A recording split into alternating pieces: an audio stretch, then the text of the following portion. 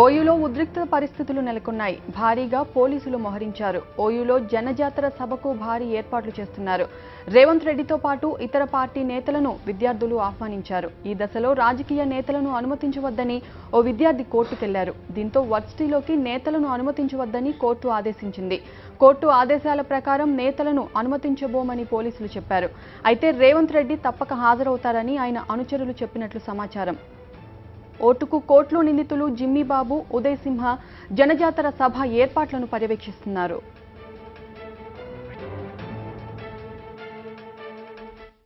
తెలంగాణలో అవుతుందో తెలంగాణ గురించి మాట్లాడుకుంటాం. మేము తెలంగాణ ప్రణాళిక ఎట్లా ఉండాలి, తెలంగాణ ఫ్యూచర్ ఎట్లా ఉండాలి, తెలంగాణ భవిష్యత్తు ఎట్లా ఉండాలి, స్టూడెంట్స్ కూడా అభిప్రాయాలు ఉన్నాయి, మాకు కూడా అభిప్రాయాలు ఉన్నాయి, అందరికీ అభిప్రాయాలు ఉన్నాయి. అభిప్రాయాల గురించి మేము మీటింగ్ పెట్టుకుంటాం. టీఆర్ఎస్ జెండా ఎగరేసిపోయారు. పొద్దున పొలిటికల్ పార్టీ జెండా, అది టీఆర్ఎస్ జెండా. టీఆర్ఎస్ పార్టీకి అధికార పార్టీకి సంబంధించినటువంటి రిజిస్ట్రార్ అనుమతి ఇవ్వడం కాదు, మాకు సుప్రీంకోర్టు ఆర్డర్లు ఉన్నాయి, ఆ ప్రకారం నడుపుతామంటున్నాము. రిజిస్ట్రార్ కానీ, పోలీస్ కానీ, ఏసీపీ కానీ, డీజీపీ కానీ, చంద్రశేఖరరావు ఏం చెప్పడానికి వీల్లేదు. సుప్రీంకోర్టు ఏమన్నప్పుడు, తెలంగాణ అజిటేషన్ అయినప్పుడు రాజకీయ పార్టీలు వాళ్ళు రాకపోతే మీరు క్యాంపస్ లో ఏదైనా చేసుకోవచ్చు, ఏదైనా మాట్లాడుకోవచ్చు, ఏదైనా మీటింగ్ జరుపుకోవచ్చు. కాబట్టి ఇదైతే ఎప్పుడైతే సౌండ్ సిస్టమ్ తీసుకుపోయినారో తొందరలో 10 నిమిషాల్లో మాకు రిటర్న్ చేయాలి, మేము మీటింగ్ పెట్టుకుంటాం. చేయకపోతే తర్వాత చూస్తాం. అది చేయాలంటే ఒక రూల్ ఉంది, దేశానికి ఒక రాజ్యాంగం ఉంది, సుప్రీంకోర్టు ఒక రాజ్యాంగం ప్రకారం మేము నడుస్తున్నాము. We are working according to the Constitution. The Supreme Court has given an order saying that any kind of a meeting can be held on Usmania University campus. We will follow the Supreme Court guidelines. We are willing to discuss. They should also know the Supreme Court order. Police వాళ్ళకి అందరికీ తెలుసు ఉస్మానియా ఎప్పటి నుంచో అవుతున్నాయి మూవ్మెంట్లు. కాబట్టి we will follow the Supreme Court order. We will have a meeting. Our sound system should be returned. Otherwise, then we don't want to say anything. First, we want to negotiate peacefully. Very very peacefully we want to talk to the police.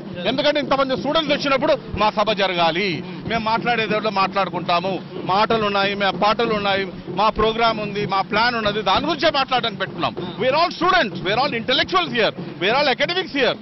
మాకు రాజ్యాంగం తెలుసు, supreme court తెలుసు, దేని గురించి మాట్లాడుతున్నాము, తెలంగాణలో ఏమవుతుందో వాళ్ళు దాని గురించి మాట్లాడుకుంటున్నాం.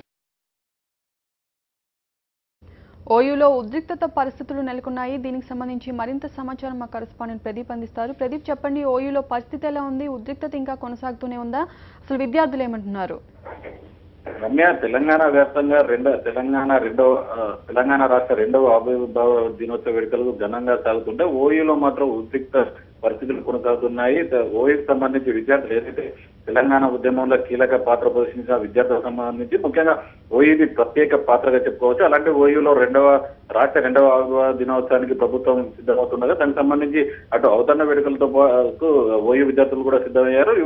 వరుసగా 3 రోజుల నుండి పలు కార్యక్రమాలు కొనసాగుతున్నాయి. అయితే ఇవాళ జనజాతరకు సంబంధించి విద్యార్థులు పలు పార్టీలకు సంబంధించి కాంగ్రెస్ పార్టీతో పాటు టీడీపీ ఇతర పార్టీలకు సంబంధించి ముఖ్య నేతలను ఆహ్వానించడం జరిగింది. అందులో భాగంగా రేవంత్ రెడ్డిని కూడా ఇవాళ తమ కార్యక్రమానికి మద్దతు ఆహ్వానించారు. దానికి మద్దతు కోరగా రేవంత్ రెడ్డి కార్యక్రమానికి వెళ్లేందుకు సిద్ధమవుతుండగానే ఓయూకి సంబంధించి కొంతమంది విద్యార్థులు మానవ హక్కుల కమిషన్ తో పాటు హైకోర్టును కూడా ఆశ్రయించడం జరిగింది. ఒక కేసులో నిందితుడుగా ఉన్న రేవంత్ రెడ్డికి సంబంధించి ఇప్పటికే పలు అతని పైన ప్రవర్తనకు సంబంధించి ప్రశాంతంగా ఉన్న వాతావరణం సంబంధించి డిస్టర్బ్ అయ్యే అవకాశం ఉంది. అతను ఉద్వేగపూరితమైన ప్రసంగాలతో పాటు రెచ్చగొట్టే ప్రసంగాలు చేసే అవకాశం ఉంది. ఓయూకి సంబంధించి విద్యాపరమైన వ్యవహారాలు తప్ప ఇతర రాజకీయ పరమైన అంశాలతో కారణంగా మళ్ళీ యూనివర్సిటీ వాతావరణం డిస్టర్బ్ అయ్యే అవకాశం ఉన్న నేపథ్యంలో అతన్ని అనుమతించద్దు అంటూ రాహుల్ అనే న్యాయ విద్యార్థి కోర్టును ఆశ్రయించాక కోర్టు క్లియర్ గా చెప్పడం జరిగింది. ఎలాంటి రాజకీయ సభలకు